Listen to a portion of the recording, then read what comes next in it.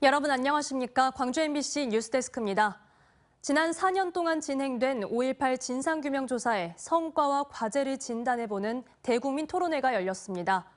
이 자리에서 진상조사위 측은 전두환이 중심에 있었다는 점 등 10가지 진실을 밝혔다고 강조했지만 조사 방식이 애초에 잘못됐고 조사 결과 또한 부실하다는 비판이 쏟아졌습니다. 송정근 기자입니다. 5.18 진상규명조사의 성과와 과제를 진단하는 토론회가 열렸습니다. 진조위 관계자는 피해자 중심, 증거 기반 등 3가지 조사 기본 원칙을 가지고 지난 4년 동안 조사를 진행했다고 밝혔습니다. 이번 조사를 통해 10가지 진실을 명료하게 했다고 말했습니다. 계엄군의 폭력적 진압작전은 사전에 계획됐다. 전두환이 진압작전 계획의 수립과 실행의 중심에 있었다. 북한이 개입한 사실은 없다 등 10가지 내용을 확인했다는 겁니다. 전두환이 이러한 모든 진압작전의 수립과 실행의 중심에 있었다는 점은 확인합니다. 5.18 당시의 내란 행위는 집단범죄입니다. 하지만 조사위의 조사 방식에 대해 문제를 제기하는 목소리도 있었습니다. 광범위하게 조사된 계엄군 진술이 효용성을 가지고 있는지, 여러 건의 직권조사 사건 조사 보고서를 왜 활동기간 종료 시점에 임박해서 전원위에 상정했는지 등을 꼬집는 질문이 나왔습니다.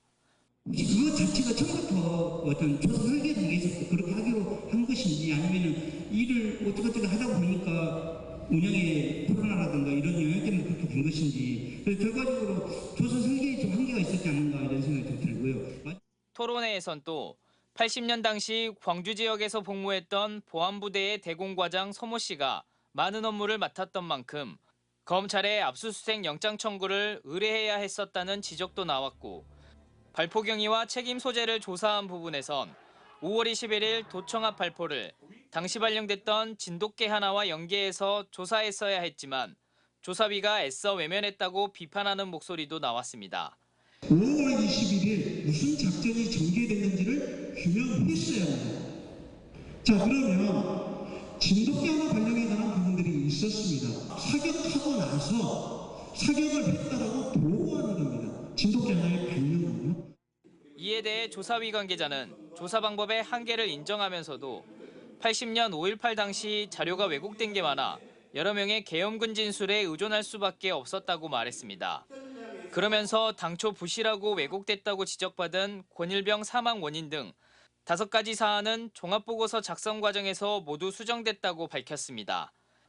진조위를 바라보는 지역사회의 우려 섞인 시각 속에서 5.18 진상규명과 관련한 국가 차원의 첫 보고서는 앞으로 5번의 전원위 회의를 통해 완성한 뒤 다음 달 대통령과 국회에 보고됩니다. MBC 뉴스 송정근입니다. 5.18 진상규명조사위원회 법적 종료 시한을 한 달여 앞두고 지역사회의 우려와 요구를 조명하는 토론이 생방송됩니다.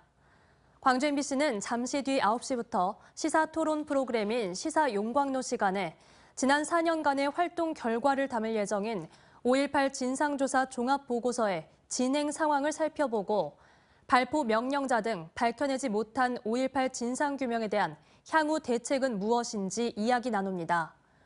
오늘 토론은 허연식 5.18 진상조사위 조사 2과장, 최기영 민주사회를 위한 변호사 모임 사무처장, 이재희 5.18 기념재단 연구위원, 임지은 광주 MBC 기자가 참여하며 광주 MBC 유튜브를 통해서도 실시간 중계됩니다. 고 노무현 전 대통령 서거 15주기 추도식이 오늘 김해 봉하마을에서 열렸습니다. 전국 각지에서 모인 추모객들은 노 전 대통령을 그리워하며 봉하마을을 노랗게 물들였습니다. MBC 경남 문철진 기자입니다. 고 노무현 전 대통령의 15주기 추도식이 열린 김해 봉하마을. 5천여 명의 추도객들이 만들어낸 노란 물결이 행사장을 뒤덮었습니다. 올해는 지금의 실천이 내일의 역사란 노 전 대통령의 말을 주제로 추도식이 진행됐습니다. 뙤약볕이 쏟아지는 더위도 아랑곳 없이 추도객들은 노 전 대통령을 그리워하며 고인의 뜻을 되새겼습니다.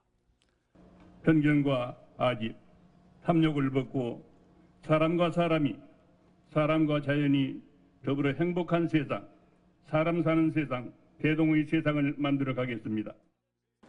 헌화대 앞에는 흰 국화꽃을 든 시민들의 행렬이 길게 이어졌습니다. 노란 꽃을 두른 노 전 대통령 묘역 앞에서 고개를 숙이며 고인을 추억했습니다. 정말 많이 외로우셨겠다.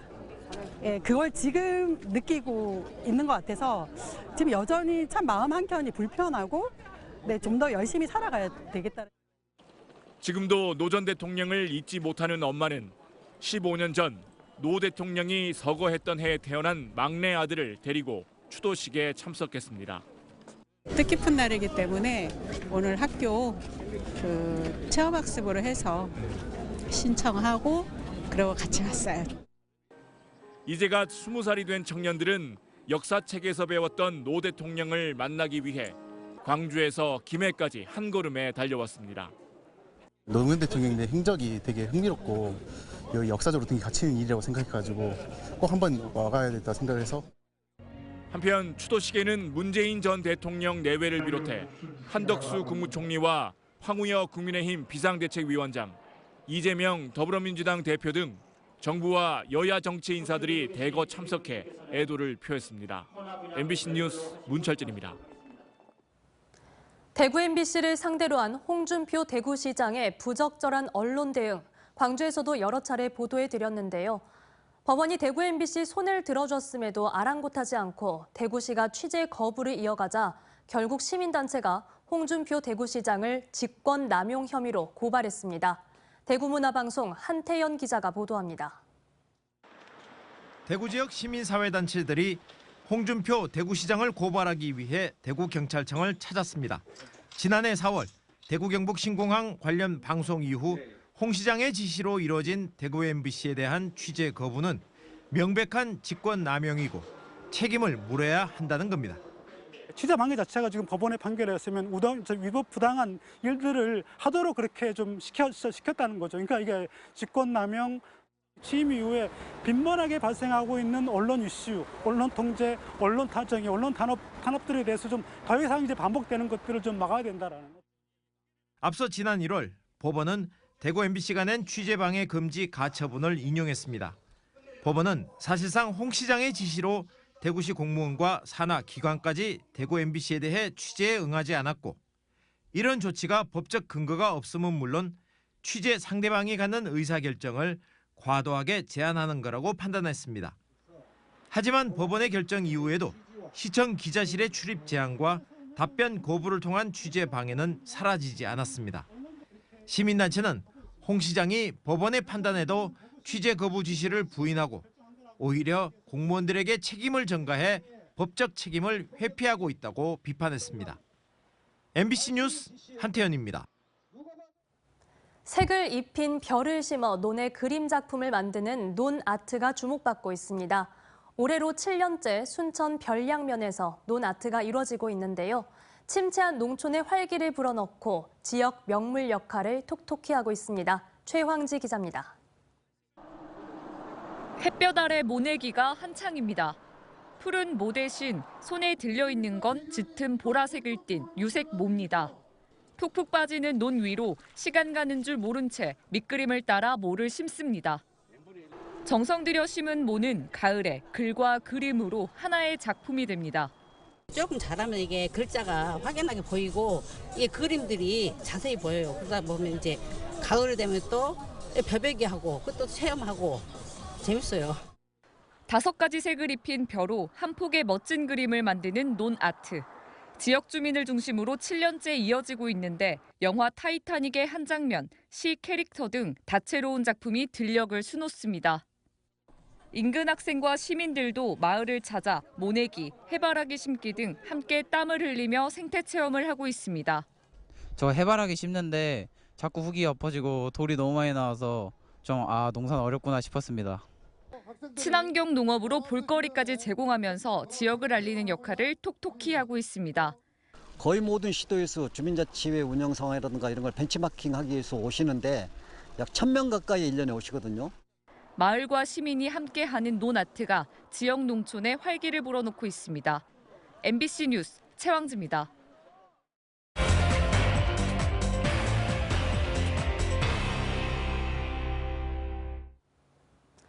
전남의 한 고등학교에서 시간 강사가 수업 중 수차례 성희롱 발언을 했다는 학생 증언이 잇따르고 있습니다. 해당 강사는 문제가 불거지자 스스로 학교를 떠났지만 근본적인 문제는 또 있었습니다. 김규희 기자가 한 걸음 더 들어가 현장 취재했습니다. 전남의 한 고등학교입니다. 지난 3월 이 학교 시간 강사가 수업 중 부적절한 발언을 했다는 학부모 민원이 접수됐습니다. 졸고 있는 남녀 학생들에게 교실에서 자면 남녀 혼숙이다. 혼숙은 안 된다라고 말했다는 겁니다.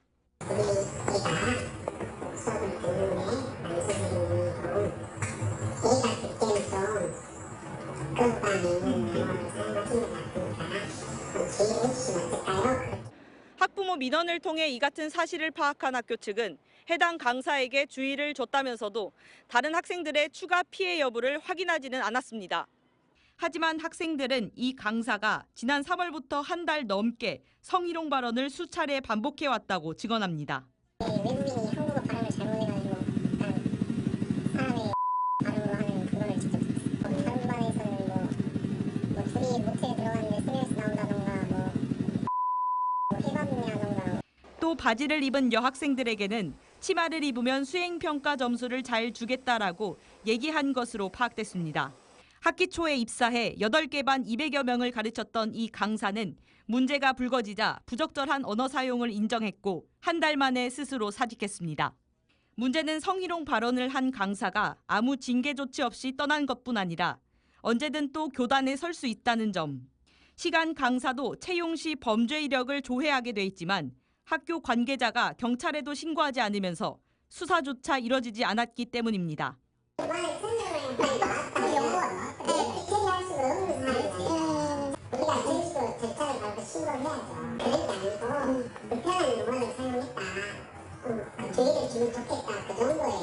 또 시간 강사는 교육 공무원과 달리 교육청 징계 대상도 아니어서 사실상 성범죄 교사 검증 시스템에 사각지대에 놓여 있는 셈입니다.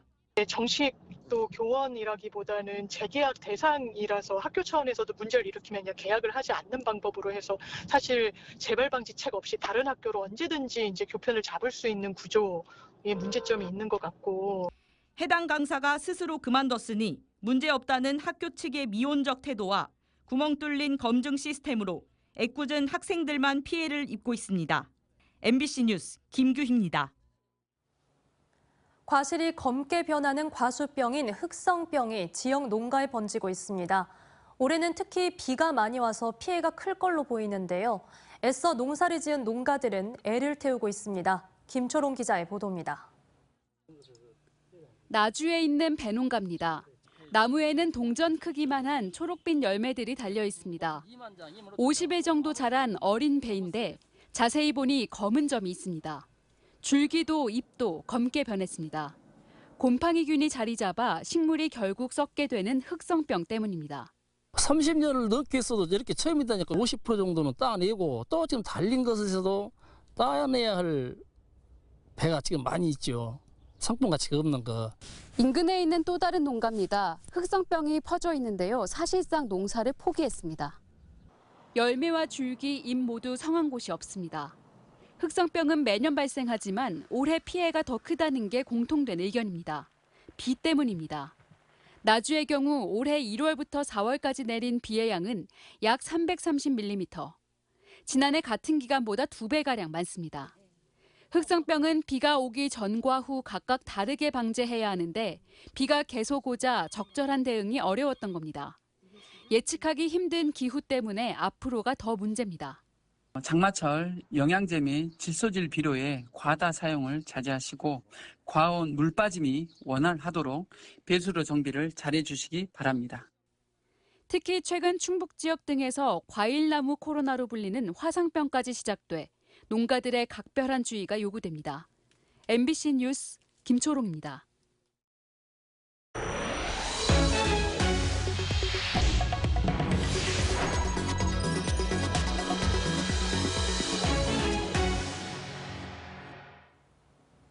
일제 강제동원 시민 모임이 대법원 앞에서 기자회견을 열고 전범기업 자산 강제 매각 사건을 신속하게 판결해 줄 것을 촉구했습니다. 시민 모임은 양금덕 할머니 등 강제동원 피해자들이 일본 피고 기업을 상대로 제기한 국내 자산 특별 현금화 명령 소송이 현재 대법원에 계류 중에 있다며 대법원은 좌고우면하지 말고 강제 매각 사건을 신속히 판결하라고 강조했습니다. 또한 시민 모임은 대법원이 판결을 미루고 있는 것 자체가 일본의 부당한 개입과 피고 기업들의 억지 주장에 동조하는 거라며 사법부는 사법부 역할만 제대로 하면 된다고 지적했습니다. 사회적 임금 지원 실패가 광주 글로벌모터스 노조 설립의 원인이라는 주장에 대해 광주시가 사실이 아니라고 밝혔습니다.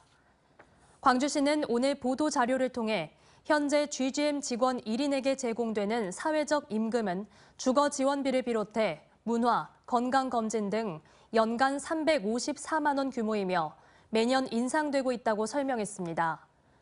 또 최근 3년간 GGM의 연평균 퇴사율은 7.9%로 이는 전국 기업 평균 퇴사율은 물론 대기업 퇴사율인 8.6%보다도 낮은 수준이고 GGM 직원들의 직장 만족도도 높아지는 등 광주시의 사회적 임금 보장 정책은 제대로 이행되고 있다고 말했습니다.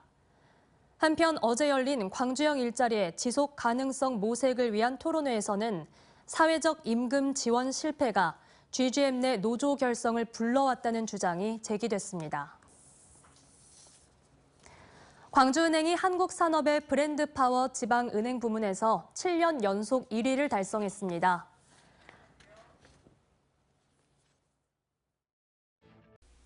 언제 어디서나 내 손 안의 뉴스. 광주 MBC 뉴스 유튜브 구독으로 함께하세요.